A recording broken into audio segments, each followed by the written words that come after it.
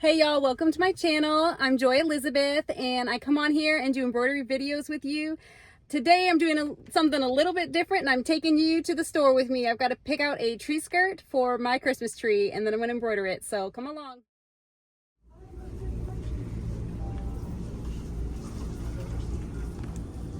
I think I like that one.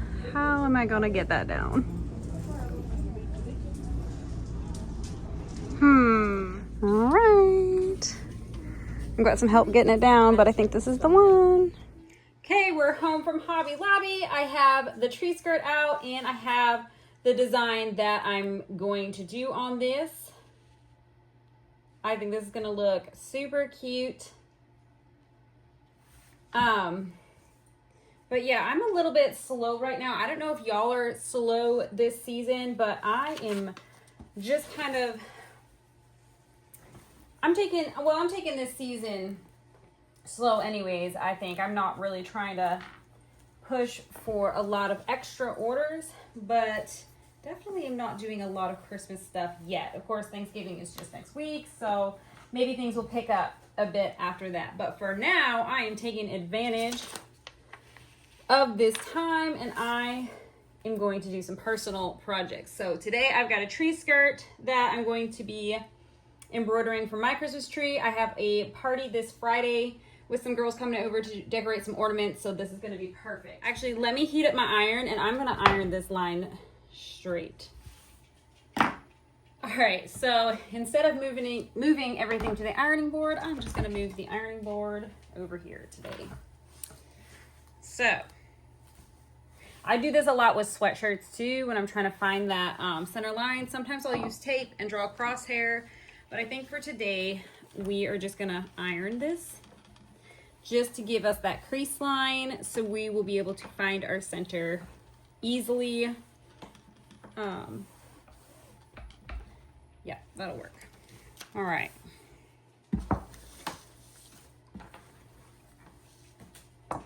So, all right, well, I misplaced my normal pins, but I found some other ones. So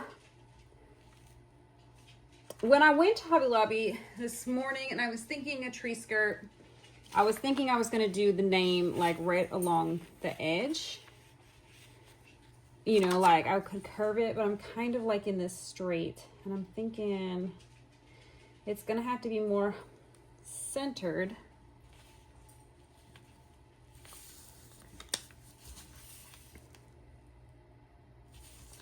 I might even off center it a bit. So I'm centering it between these two pieces of greenery to make sure it fits. Because if I do it right on center, I feel like that S is too close. But it's a circle, so I think it'll be okay. I do kind of want to nestle it right in there. All right, so we're going to pin it.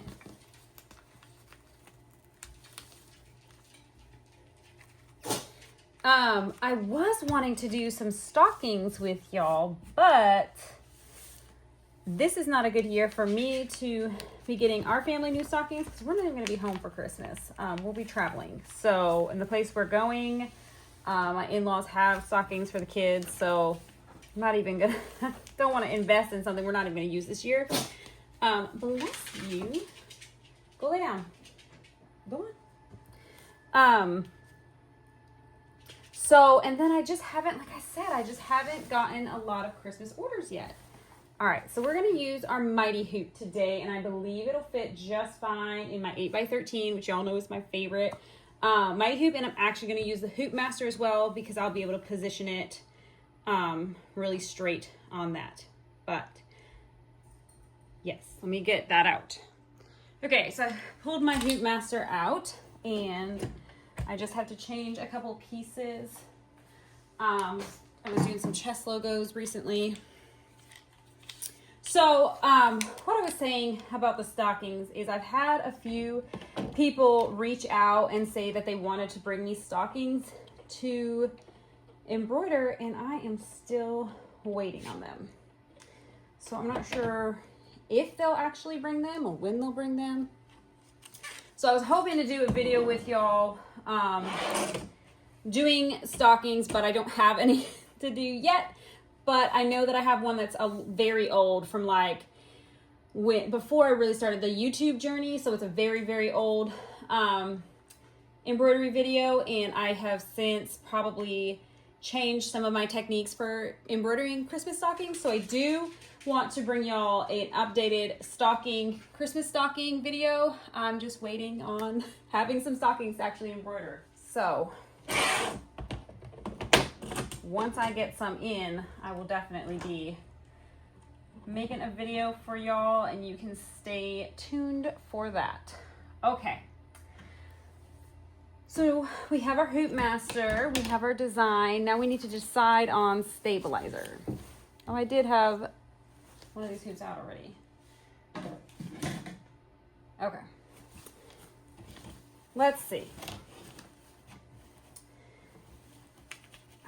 It doesn't stretch really at all. So we could do a tearaway or a cutaway. Either one would work today. I think I'm gonna go ahead and do a tearaway. So let me grab that.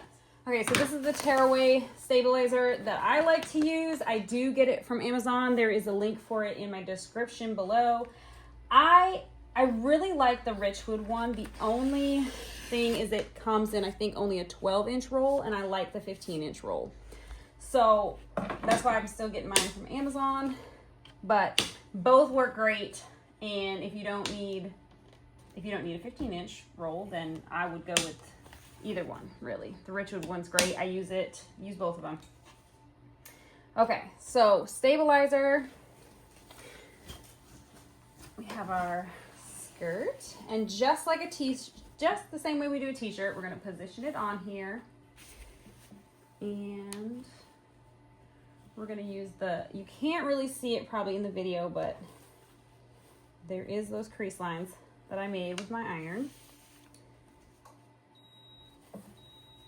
Speaking of iron, that's cooling down. All right, now we probably want to go in the machine coming in this way. So we want to make sure that our notch is pointing down. If we wanted to go in with the machine coming up here, we'd have our notch, our little, if you have a bi embroidery machine, you want to use it with this little notch is going to be going into the machine first. So, all right.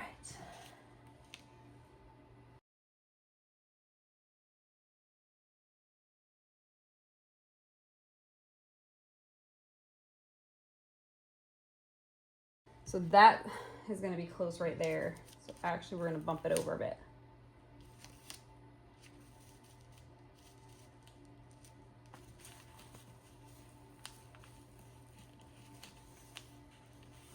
All right.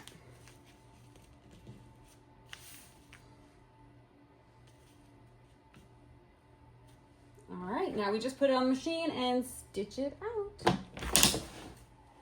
Okay. Get my design on here.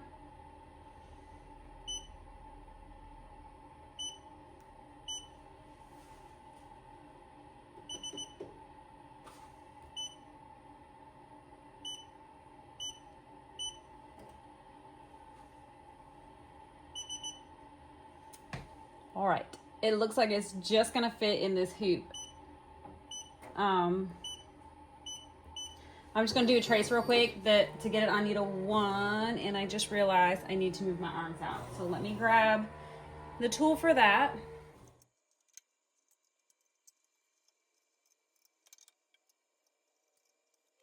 I'm gonna put the skirt on. So make sure that you don't just throw it on. Make sure that you pick up this part of the skirt, because otherwise you're gonna stitch it underneath and you're gonna be crying. Okay, so now I'm gonna pull it back, and that way I can see it up there and I know it's not in the wrong spot. All right, weird. Looks like my thing fell out, my pin. Okay, wheel. Oh, we also want to flip our design.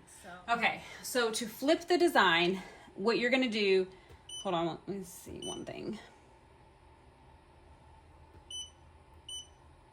Okay, yes.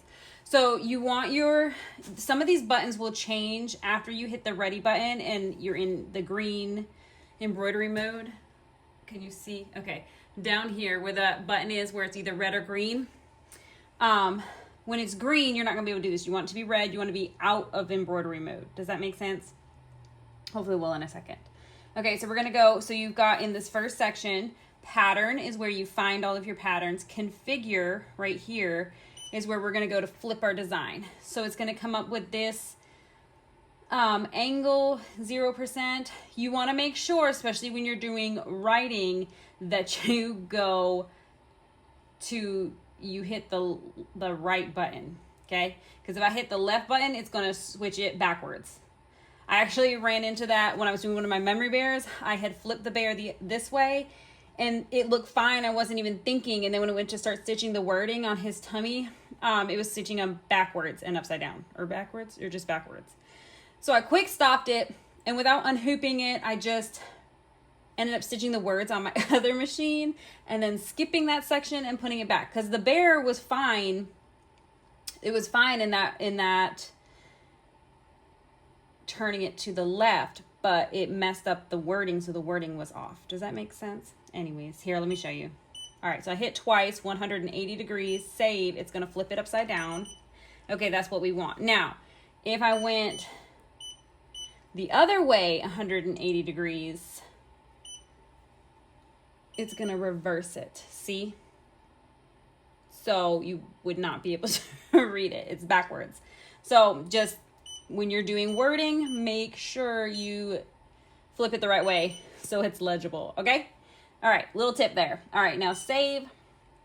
And now we can do our trace. Close. I'm gonna trim it because I never like to do that first trace with my needle down, because if it hits the edge, which it shouldn't because it says it fits in this hoop, but you never know. So I'm gonna do the first trace with the needle up. Oh, let me pull you down so you can see what I'm talking about. Okay, let me show you that again. So I always trace with the needle up, not down. If the needle's down, I'm always worried it's gonna hit a side of my machine, and we don't want that. So, and if you watch all my other videos, you know I trace like 1,000 times. For some of you who are new. Okay, now, let's see if it'll let me. You're gonna use these arrows to move it needle down. We're gonna come, I think I should have enough room. Okay, it says we're good. All right, let's do our trace.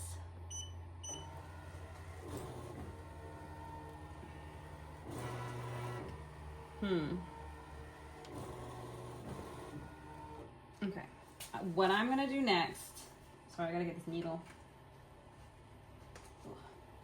I'm gonna pull my page. I've centered it with the crosshair. I'm gonna do an outline trace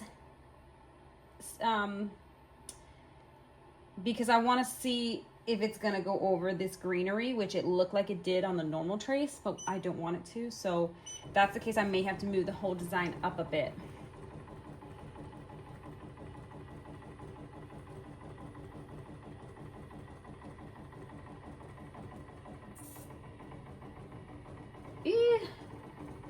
I don't know. It's like right on the edge. Let me see how much space is on this side, and then I'll decide what I'm gonna do. I might be able to just bump it that way a little bit, depending on how close we are over here. I love this outline trace feature. That is newer on these newer embroidery machines. Oof, there's really not any room. I think I'm just gonna move it up a little bit.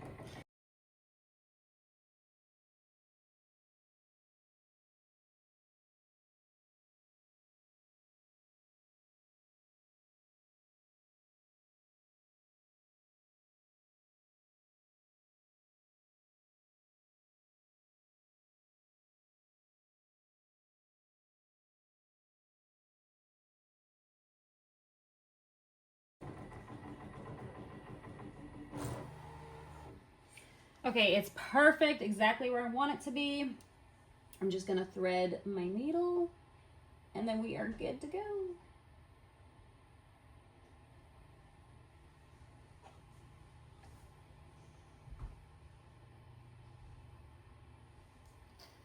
All right, pick our color, needle 5. Okay, one more thing, one more tip that I have before I start. So this isn't quite a burlap, but it's definitely more of like a loose linen maybe. Let's see, can I get my light any brighter? Nope. Is that any better? So what might happen with some of that stitching is it might sink into some of the, sorry, might sink into some of the porous parts. So I'm going to use a water soluble on top. I know it's not a plush fabric, but to use a water soluble on top is going to help that stitching stay nice and clean on top. And so let me grab my water soluble. Okay. This is the water soluble that I like to use. It is from Richwood. I've used the one from Amazon, but I actually like this one better than the one I was using from Amazon. It's just, I don't know, it has a nice thick feel to it. I don't know how to explain it, but I love it. So this is the one I'm going to be using today. I think straight across will be plenty of pin it. All right, and this is just gonna help all that stitching look nice and crisp. I've seen that some people even like to use this when they embroider sweatshirts. I don't typically. I think my sweatshirts are fine without it. But if you did want it to just have like a crisper looking stitch, I would go ahead and use some water soluble. So typically when you think, sorry, I'm just trying to bend that. Probably would be easier if I took it off to pin it, but I like to do things difficult. Make sure I have the right color. Typically when you think about water soluble, you think about the plush fabrics, and that's typically what people use it for. But I just wanted to point out here that it's going to work perfectly for anything that is like a burlap or a mesh or something that's more of a loose, has a loose weave to it. It's going to help that stitching stay on top and just come out like a lot cleaner looking. So it's not just for plush. You can use it for other things. So we are ready to go.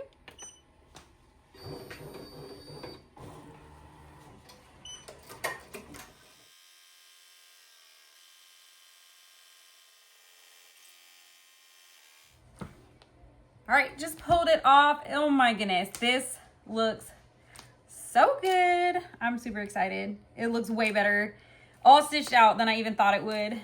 All right, so remember we used the water soluble, so we're just gonna peel all of that off. And I like it when they're nice big letters like this because it's easy to peel. Some of that may have to come off after. I have no nails. Oh, there we go. All right, I'll get that off when I take it out of the hoop. All right. And then we just used tearaway. And again, you could use cutaway or tearaway. I think it's just, at this point, it would just be your preference. So.